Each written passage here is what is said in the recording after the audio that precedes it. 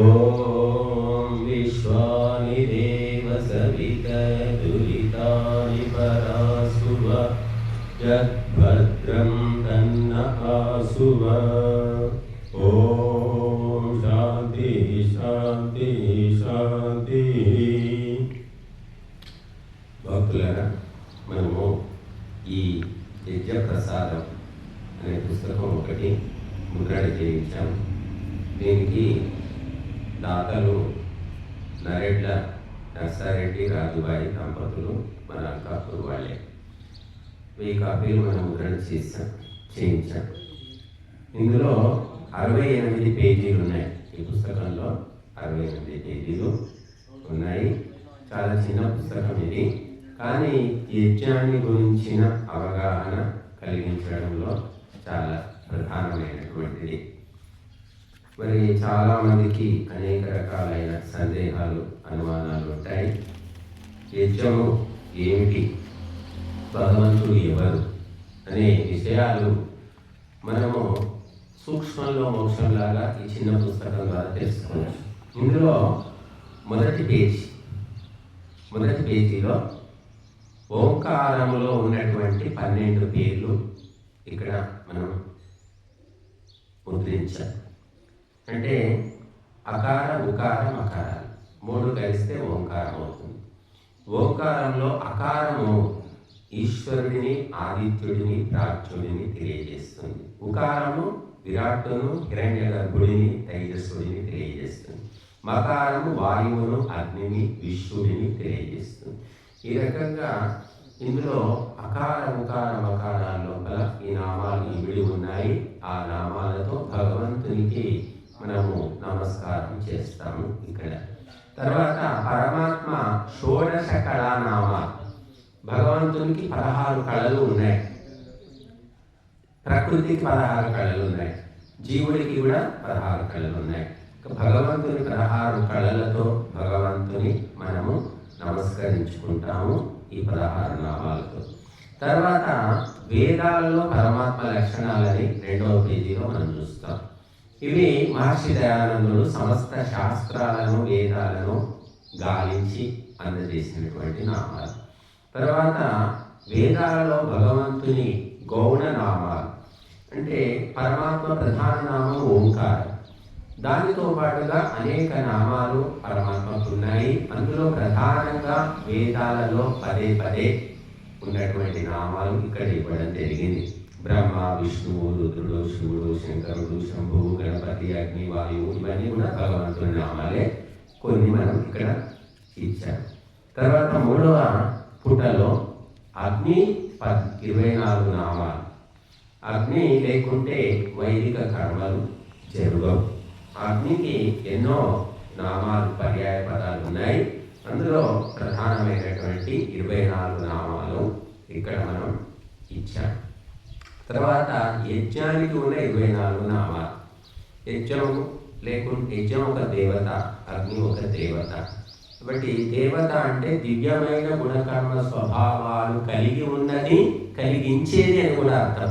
కాబట్టి ఆ యజ్ఞానికి ఉన్న 24 నామాలు ఈ 3వ పుటలో మనం చూస్తాం.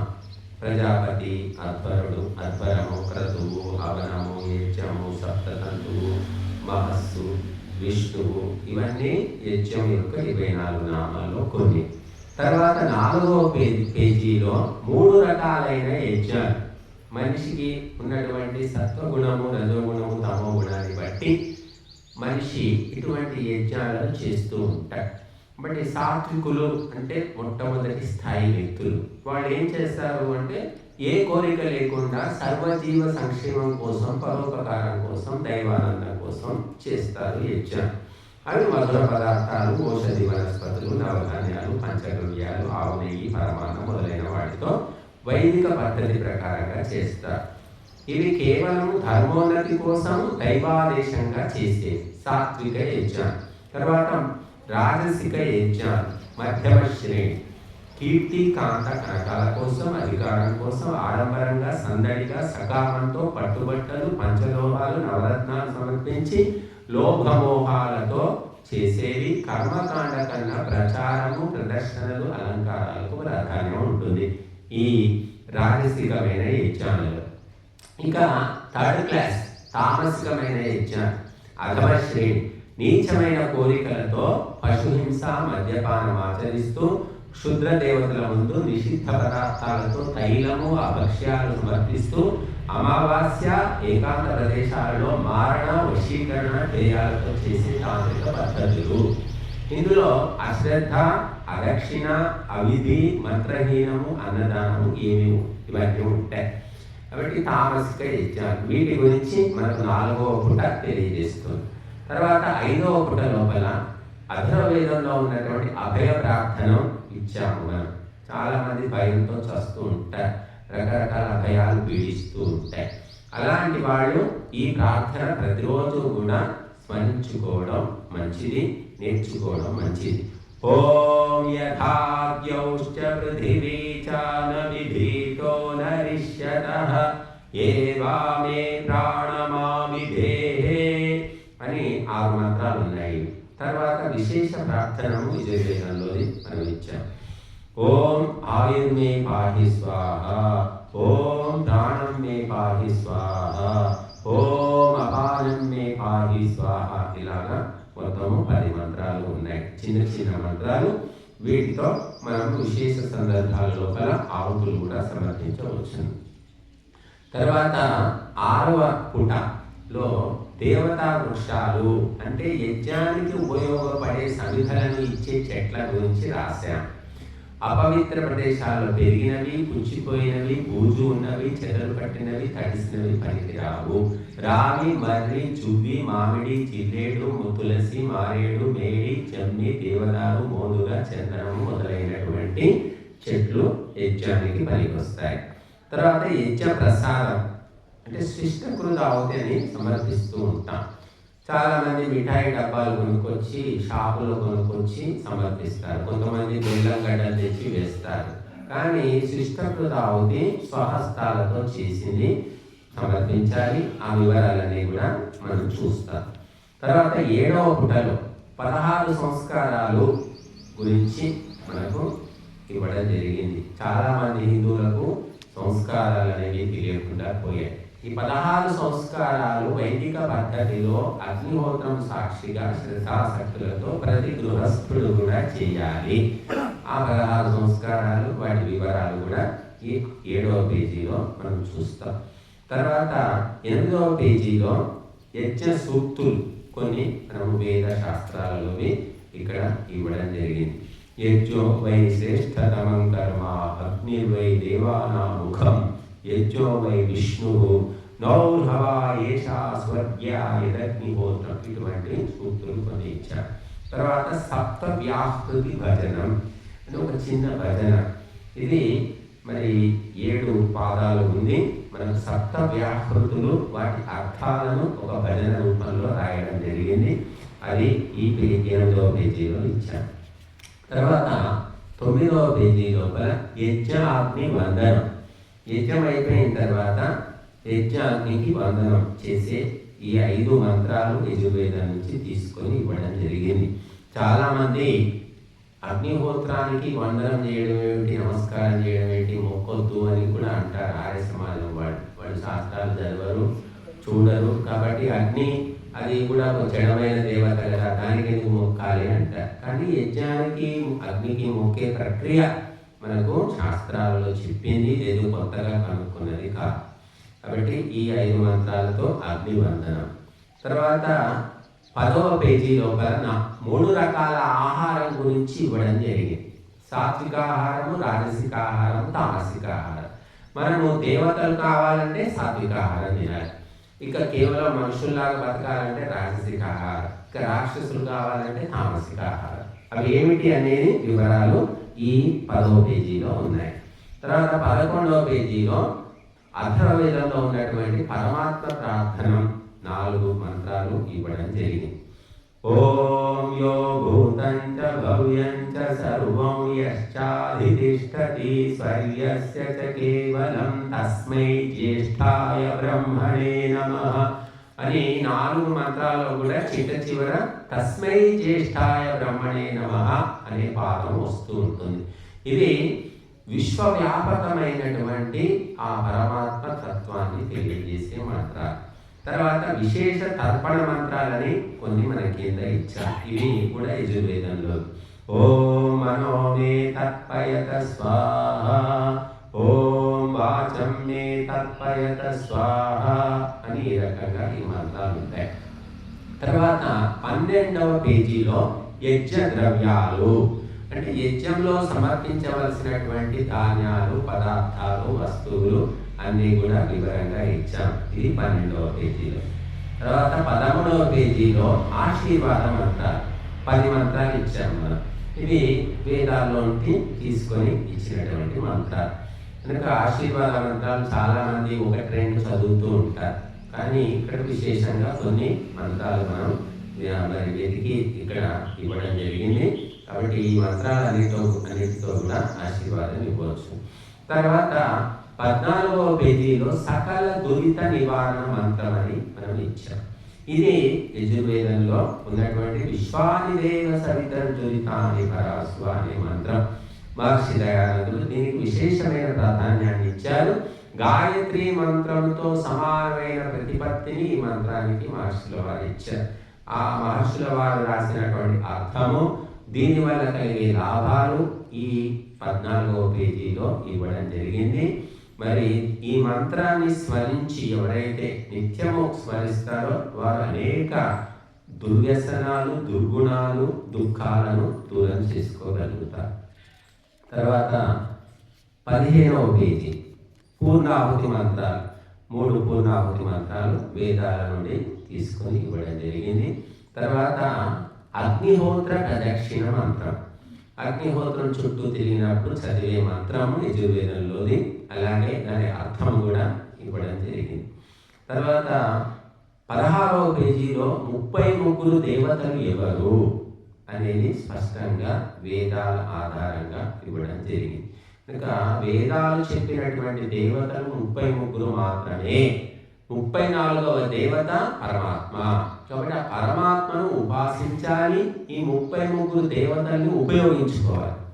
కానీ మనిషి ఏం చేస్తున్నాడంటే పరమాత్మను ఉపయోగించుకుంటున్నాడు, 33 దేవతల్ని ఉపాసిస్తున్నాడు.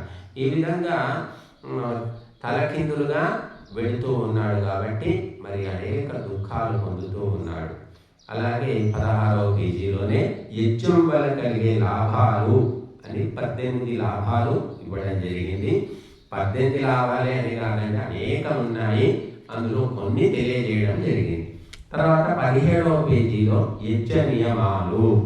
యజ్ఞంలో పాల్గొనే వారు ఎలాంటి బట్టలు వేసుకోవాలి, ఎలా ఉండాలి, వాళ్ళ వ్యవహారం ఏమిటి, ఆచార విచారాలు ఏమిటి, ఇవన్నీ కూడా 17వ పేజీలో రాయడం జరిగింది. దయచేసి యజ్ఞంలో పాల్గొనే వారు ఎవరైనా సరే ఈ 17వ పేజీ చదివి దాని ప్రకారంగా నడుచుకుంటే సరిపోతుంది. తర్వాత 18వ పేజీ లోపల ఆయుర్వేదాన్ని అనుసరించి కఫము, వాతము, పిత్తము ఈ 3 దోషాలు ఎలా అణిగిపోవాలి, వాటిని తొలగించే ఆహారము, కలిగించే ఆహారం గురించి చెప్పడం జరిగింది. ఇంకా చలువ అంటే కోల్డ్, కఫాన్ని కలిగించే ఆహారం అని ఒక లిస్టు ఇచ్చాం మనం. ఈ ఆహారం తింటే కఫము అంటే జలుబు, దగ్గు ఇవన్నీ పెరుగుతాయి. తర్వాత కాళ్ళ నొప్పులు, కీళ్ళ నొప్పులు, ఒళ్ళు నొప్పులు, వీటికి కారణం వాతం. ఈ వాతం ఎందువల్ల వస్తుంది అంటే ఆహారం ఏంటో ఇచ్చాం. ఆహారం తింటే వాతం పెరుగుతుంది.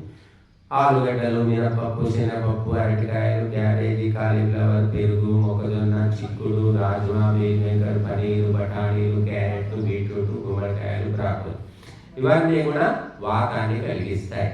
అలాగే పిత్తము అంటే వేడిని కలిగించే ఆహారం యొక్క లిస్టు కూడా ఇచ్చాము ఈ 18వ పేజీలోనే. తర్వాత 19వ పేజీలో యజ్ఞ లాభ ప్రకాశన మంత్ర. ఇది యజుర్వేదంలో యజ్ఞం వల్ల ఏ లాభాలు కలుగుతాయని మంత్రం చెప్తుంది మనకు. ఈ మంత్రాలతో ఆహుతి కూడా ఇవ్వవచ్చు. ఆయుష్, ప్రాణము, చక్షు, శ్రోత్రము, వాక్కు, మనస్సు, ఆత్మ, బ్రహ్మ, జ్యోతి, స్వర్గము, పృష్ఠము, యజ్ఞము ఇవన్నీ కూడా యజ్ఞం వల్లనే కలుగుతాయి అని మంత్రం మనకు చెప్తుంది. తర్వాత ఇదే 18వ పేజీలో కింద ఆయుష్కామ మంత్రాలు ఉన్నాయి. ఆయుష్ను మనిషి కోరుకుంటూ మరి అగ్నికి ఆహుతులు ఇచ్చే మంత్రాలు. ఎక్కువ కాలం బ్రతకాలని వేదాలు చెప్తున్నాయి, చచ్చి సాధించేది ఏమీ లేదు. కాబట్టి ఎక్కువ కాలం బ్రతకడానికి వీలైనటువంటి ఆరోగ్య పద్ధతులు అనుసరించాలి. అలాగే అటువంటి కోరికతో అగ్నికి ఆహుతులు కూడా సమర్పించాలి. ఆ మంత్రాలు కూడా ఇక్కడ చిన్న చిన్న మంత్రాలు ఇచ్చాం. ఎందుకంటే పెద్ద పెద్ద మంత్రాలు చదివే ఓపిక లేదు కాబట్టి వెతికి ఈ చిన్న చిన్న మంత్రాలు ఇవ్వడం జరిగింది. మనం ఒక మంత్రం చదివే సమయంలో ఇక్కడ 4 మంత్రాలతో ఆహుతులు ఇవ్వగలుగుతాం. అందరూ కూడా ఈనాడు బిజీ లైఫ్ కాబట్టి తప్పకుండా చేసి తీరాలి. కాబట్టి పెద్ద మంత్రాలైనా చిన్న మంత్రాలైనా అన్నీ కూడా వేద మంత్రాలే కాబట్టి ఫలితం మాత్రం తప్పకుండా ఉంటుంది. తర్వాత 20వ పేజీ వ్రతారంభ మంత్రాలు. ఏదైనా వ్రతాన్ని ఆరంభించినప్పుడు, వ్రతము అంటే అది యజుర్వేద పారాయణ యజ్ఞం కావచ్చును, లేకపోతే జీవితంలో కొత్త అలవాటును అంటే అహింస, సత్యము, అస్తేయము, బ్రహ్మచర్యము ఇటువంటి వాటిని ఈ రోజు నుంచి నేను అనుష్ఠిస్తాను అని నిర్ణయించుకున్నప్పుడు చదివి అగ్నికి ఆహుతి ఇవ్వవలసినటువంటి మంత్రాలు, వాటినే సత్యవ్రత మంత్రాలు అంటారు. 5 మంత్రాలు ఈ 20వ పేజీలో ఇవ్వడం జరిగింది.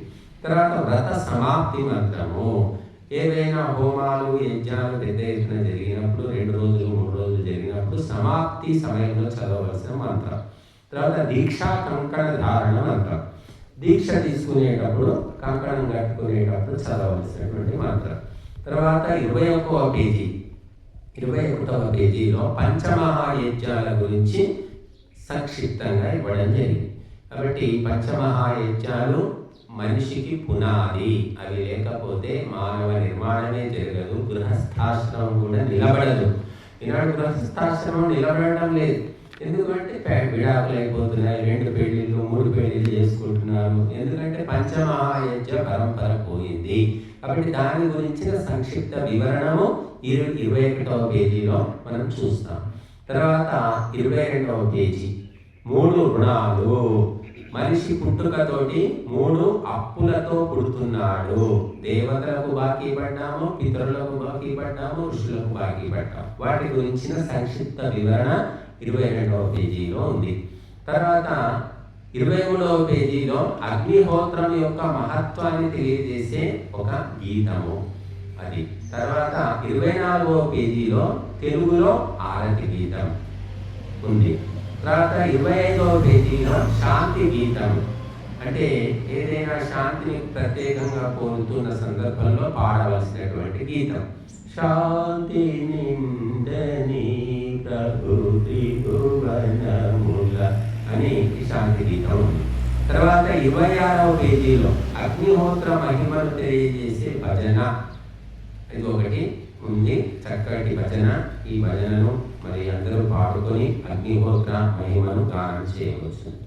తర్వాత 28వ పేజీలో గాయత్రి భజనం, గాయత్రి మహత్వాన్ని దాని యొక్క శక్తులను తెలియజేసేటటువంటి భజన ఈ 28వ పేజీలో ఉంది. తర్వాత 29వ పేజీ అష్టోత్తర శతనామ మాలిక స్తోత్రం 29, 32 పేజీలో ఉంది. ఈ పరమాత్మ యొక్క 108 పేర్లు ప్రతిరోజు స్మరించుకోవడానికి వీలుగా ఒకానొక కవి ఎవరో శ్లోక రూపంలో రచించారు. ఆ శ్లోక రూపంలో ఉన్నటువంటి ఈ 15, 12 శ్లోకాలు ఇందులో ఇవ్వడం జరిగింది. వీటిని వల్లించుకుంటే భగవంతుని 108 నామాలు ప్రతిరోజు చదువుకున్నటువంటి ఫలితం లభిస్తుంది. తర్వాత 31వ పేజీ ఇందులో ఒక భజన జయ వేదేశ్వర నమో నమో అనే ఒక భజనను ముద్రించడం జరిగింది. తర్వాత 32వ పేజీ 32వ పేజీలో ఓంకార భజన అని ఓంకార మహత్వాన్ని ఆ పరమాత్మ నామాలను తెలియజేసే భజన ఒకటి ఇవ్వడం జరిగింది. తర్వాత 33వ పేజీలో యజ్ఞాంత ప్రార్థన గీతం, అది చాలామంది పూజనీయ ప్రభు అని హిందీలో పాడుతూ ఉంటారు. ఇక్కడ సంస్కృతంలో అదే గీతము అదే భావన ఇవ్వడం జరిగింది 33వ పేజీలో. తర్వాత 34వ పేజీలో కూడా ఒక యజ్ఞ మహత్వాన్ని తెలియజేసే గీతాన్ని రాసి ముద్రణ చేయడం జరిగింది. తర్వాత 35వ పేజీలో ఆదర్శ ధార్మిక వాక్యాలు. అంటే మనకు ఒక దారిని చూపించేటటువంటి ధర్మ గ్రంథాలలో ఉన్న వాక్యాలను ఇవ్వడం జరిగింది. ధర్మో రక్షతి రక్షిత, సత్యమేవ జయతే, సత్యం వద ధర్మం చేరేటువంటి వాక్యాలన్నీ కూడా మరి వైదిక గ్రంథాల నుంచి ఇవ్వడం జరిగింది. తర్వాత 36వ పేజీలో ఆదర్శ వైదిక నినాదాలు. అంటే మన వైదిక కార్యక్రమాలు, ధార్మిక కార్యక్రమాలు చిట్ట చివరి చెప్పవలసినటువంటి స్లోగన్స్ అంటారు, నినాదాలు. ఇది సంస్కృతంలో ఇవ్వడం జరిగింది. చాలా మంది హిందీలో చెప్తూ ఉంటారు. సచ్చిదానంద పరమాత్మ విజేతాం, వేద మాత విజేతాం అని ఈ రకంగా మనం సంస్కృతంలో నినాదాలు చెప్పుకోవచ్చు. తర్వాత 37వ పేజీలో సత్యప్రభు స్తుతి అష్టకం అని ఉంది. భగవంతుని యొక్క సత్యమైన గుణాలను తెలియజేస్తూ ఒక అష్టకాన్ని రాసి ముద్రించడం జరిగింది. ఇందులో 8 పాదాలు ఉన్నాయి. ఇది 37, 38, 39 3 పేజీల్లో ముద్రితమైంది. తర్వాత 40వ పేజీ. 40వ పేజీలో అగ్నిదేవతలో ఉన్న 41 దివ్య గుణాల గురించి తెలియజేయడం జరిగింది. అగ్ని దేవత, యజ్ఞానికి ప్రధానమైన దేవత అగ్ని. అగ్నిలో ఉన్నటువంటి దివ్య గుణాలు 41 నాకు తెలిసినవి, ఇంకా ఏదైనా ఉండవచ్చు. 41 మాత్రం ఇవ్వడం జరిగింది. తర్వాత 41వ పేజీలో పాప కార్యాలు, నరక ద్వారాలు, ఆరోగ్య నాశకాలు, ఆయు క్షీణకరాలు అయినటువంటి అలవాట్ల గురించి ఒక లిస్టు ఇవ్వడం జరిగింది. ఈ లిస్టులో ఉన్న అలవాట్లను వదిలిపెట్టుకోవడం ఉత్తమం. తర్వాత 42వ పేజీలో పుణ్యకార్యాలు, స్వర్గ ద్వారాలు, ఆరోగ్యవర్ధకాలు, ఆయు పోషకాలు, బుద్ధి వికాసకాలు అని మంచి అలవాట్లను ఇవ్వడం జరిగింది. వీటిని మనము పెంపొందించుకునే ప్రయత్నం చేయాలి. తర్వాత 43వ పేజీ లోపల గాయత్రి మహామంత్రము, దాని అర్థము, ప్రయోజనము ఇవ్వడం జరిగింది. అలాగే 44వ పేజీలో మృత్యుంజయ మహామంత్రము, దాని అర్థము, దాని ప్రయోజనము ఇవ్వడం జరిగింది. తర్వాత 45వ పేజీలో చతుర్విధ హవన సామాగ్రి, సుగంధితాలు, పుష్టికారకాలు, మిష్టానాలు, రోగనాశకాలు, వీటి గురించి వివరణ ఉంది. అలాగే యజుర్వేదంలోని మంత్రాలు, 6 మంత్రాలు, చిన్న చిన్న మంత్రాలు, వాటిని కూడా ఇక్కడ ముద్రించాం.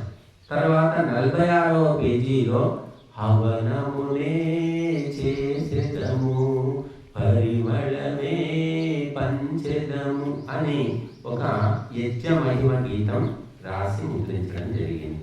తర్వాత 47వ పేజీలో ఒక భజన మనం ముద్రణ చేయడం జరిగింది. ఇది భగవంతుని సత్యనామాలను తెలియజేసే భజన. ఏదో నోటికొచ్చింది పిచ్చి పిచ్చి మాటలు చెప్పకుండా నిజమైనటువంటి ఆ భగవంతుని గుణాలను కీర్తించే నామాలతో ఈ భజన రాయడం జరిగింది. రుద్రం భజే రుద్రం భజే మృత్యు ప్రహారం కాల రుద్రం భజే అని ఇలా ఉంటుంది భజన. తర్వాత 48వ పేజీలో అథర్వవేదంలో ఉన్నటువంటి కస్మై దేవాయ హవిషా విధేమ అని పాదము కలిగినటువంటి 9 మంత్రాలను ఇవ్వడం జరిగింది. ఈ 9 మంత్రాల్లో చివరి పాదము కస్మై దేవాయ హవిషా విధేమ అని మళ్ళీ పునశ్చరణంగా వస్తూ ఉంటుంది. తర్వాత 49వ పేజీలో హోమం శుభ హోమం చేశాము నేడు మన భాగ్యం అని ఒక యజ్ఞ మహిమ గీతము రాసి ముద్రించడం జరిగింది. అలాగే 50వ పేజీలో కూడా ఈ యజ్ఞ కార్యం అతి శ్రేష్ఠ కార్యం అని యజ్ఞ మహత్వాన్ని తెలియజేసి మరొక గీతం కూడా రాసి ముద్రించడం జరిగింది.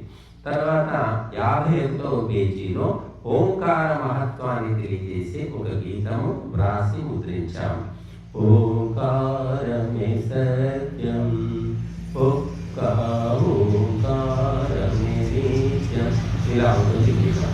తర్వాత 52, 53, 54, 54 3 పేజీ లోపల భగవద్గీతలో యజ్ఞ మహిమ అని ఆయా అధ్యాయాలలో యజ్ఞం యొక్క గొప్పతనాన్ని చెప్పిన శ్లోకాలను ఇవ్వడం జరిగింది. ఇది భగవద్గీతలో యజ్ఞ మహిమ 3 పేజీ. తర్వాత 55వ పేజీ పుట.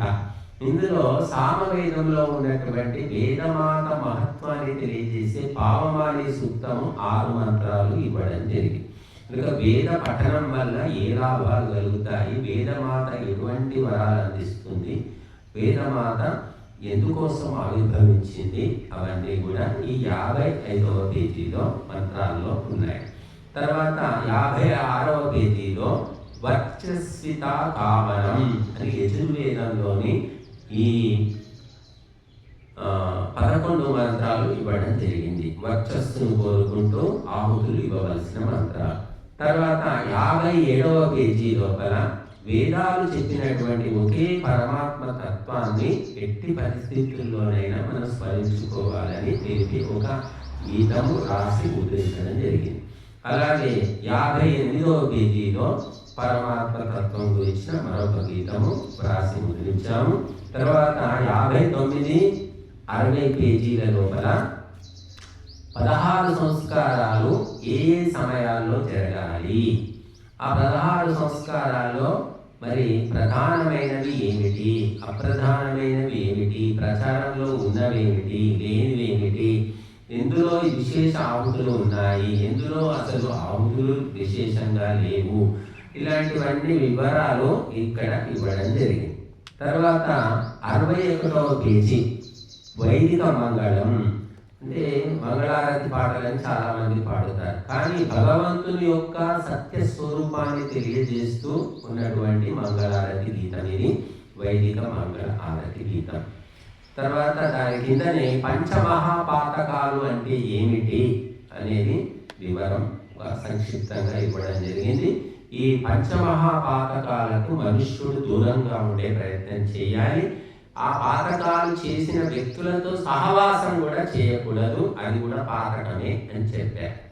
తర్వాత 62వ పేజీలో తస్మై జ్యేష్ఠాయ బ్రహ్మణే నమః అని ఒక భజన రూపంలో భగవంతుని దివ్య గుణాలను వర్ణిస్తూ రాయడం జరిగింది. అది ఒక భజన ఉంది, అది సామూహికంగా అందరూ చెప్పుకునేది. అలాగే 63వ పేజీ లోపల దేవా ఈశా నీవే ఏకం అని ఒక భక్తి గీతం రాసి ముద్రించాం. అలాగే 64వ పేజీలో కూడా వందేహం వందేహం వందేహం అని ఒక భజన గీతం ముద్రించాం. తర్వాత 65వ పేజీలో రక్షణ ప్రార్థనం అని అథర్వవేదంలో ఉన్నటువంటి 5 మంత్రాలు. ఈ మంత్రాలతో మనకు రక్షణ కోరుకున్నప్పుడు ప్రార్థన చేసి అగ్నిలో ఆహుతులు ఇచ్చే మంత్రాలు ఇచ్చారు. తర్వాత ఓజో బలేంద్రియాది ప్రార్థన, ఇది కూడా అథర్వవేదంలోనే 7 మంత్రాలు కూడా ఓజస్సు బలము ఇటువంటి శక్తులను కోరుతూ భగవంతునికి మనము ఆహుతులు సమర్పించే 7 మంత్రాలు ఇవ్వడం జరిగింది 65వ పేజీలో. తర్వాత 66వ పేజీ 66వ పేజీలో కూడా పరమాత్మ తత్వాన్ని కీర్తిస్తూ పరమాత్మ దయను పొగుడుతూ ఒక గీతము రాసి ముద్రించడం జరిగింది 66వ పేజీలో. అంటే 67వ పేజీ 67వ పేజీలో ఋగ్వేదంలో ఉన్నటువంటి శ్రద్ధా సూక్తంలో 5 మంత్రాలు ఇక్కడ ముద్రించాము. శ్రద్ధ అనేది చాలా ప్రధానమైనది. శ్రద్ధ లేకుండా వైదిక కర్మలు చేస్తే మానసిక ఉన్నతి మాత్రం కలగదు. కనుక శ్రద్ధాపూర్వకంగా చేయాలి. కనుక ఆ శ్రద్ధ వల్ల కలిగే లాభాలు ఏమిటో, శ్రద్ధ అంటే ఏమిటో ఈ 5 మంత్రాలు తెలియజేస్తున్నాయి 67వ పేజీలో. తర్వాత 68వ పేజీ జీవిత పరమ సత్య. మహర్షులు, మహాత్ములు, మహాపురుషులు మానవ జీవితం యొక్క చిట్ట చివరి సత్యాలను మనకు తెలియజేశారు. ఆ సత్యాలు శ్లోక రూపంలో 11 ఇవ్వడం జరిగింది 68వ పేజీలో.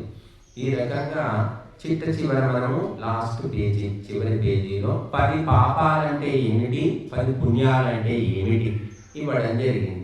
కాబట్టి ఈ 10 పాపాలు మనసా వాచా కర్మణ చేయకుండా ఉండాలి. ఈ 10 పుణ్యాలు మనసా వాచా కర్మణ చేసే ప్రయత్నం చేయాలి. బట్టి 10 పాపాలు 10 పుణ్యాలు తెలుసుకొని జీవితాన్ని చక్కదిద్దుకునే ప్రయత్నం చేయాలి. ఈ రకంగా మనము ఈ యజ్ఞ ప్రసాదము అనే ఈ చిన్న పుస్తకంలో గల అనేక విషయాలు సంక్షిప్తంగా ఇవ్వడం జరిగింది. ఈనాడు మనుషులకు బుద్ధి నశించింది కాబట్టి పెద్ద పెద్ద పుస్తకాలు చదవలేకపోతున్నారు కాబట్టి సంక్షిప్తంగా ఈ పుస్తకంలో ముఖ్యమైనటువంటి కొన్ని అంశాలు మరి ముద్రణం చేశాము. కాబట్టి ధార్మికులు ఈ పుస్తకాన్ని చదివి గమనించి ఈ పుస్తకం ప్రకారంగా నడుచుకుంటే ఆరోగ్య ఐశ్వర్యాలు కలుగుతాయి.